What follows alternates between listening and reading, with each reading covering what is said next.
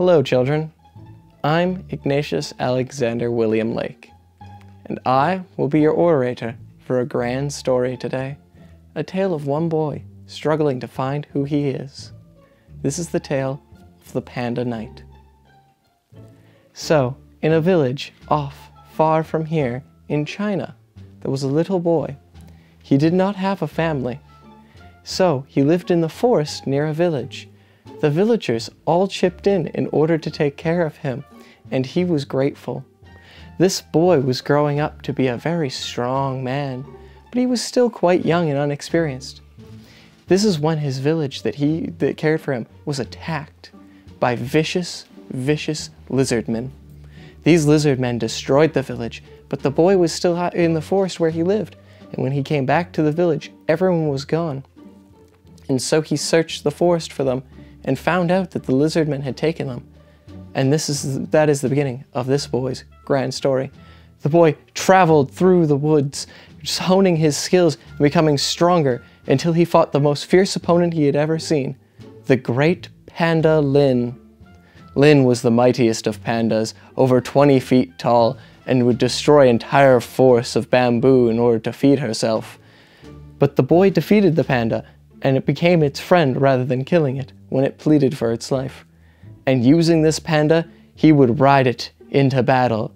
The lizardmen heard of the story of the great boy, the Panda Knight he was called, and he had tamed Lin, the mightiest of the pandas. They prepared for an assault, but it did not come. For weeks the boy waited, traveling the bamboo forest, gathering up all the panda clans, and when he came in, all the colors of pandas had assembled to fight the lizardmen, from pink to purple, orange and green, even red and blue. All the pandas were there, and he rode atop Lin, the mighty panda, with its rainbow-colored coat, and he stormed down the hill to the lizardmen villages and took them over by force, rampaging through. None could stop him with his mighty purple and pink bamboo staff. He felled lizardmen by the dozens, and finally, when he came to their capital city, he found them, his village, hidden in slavery, toiling away, having to make those lizardmen their mincemeat tarts for days upon days. It was a cruel and horrendous torture. The boy broke them out and set them free, and looked to the lizardmen. He noticed that he had done to the lizardmen what they had done to him, and rather than take over their country, he forced a treaty on them that the lizardmen and the human people would forever stay separate.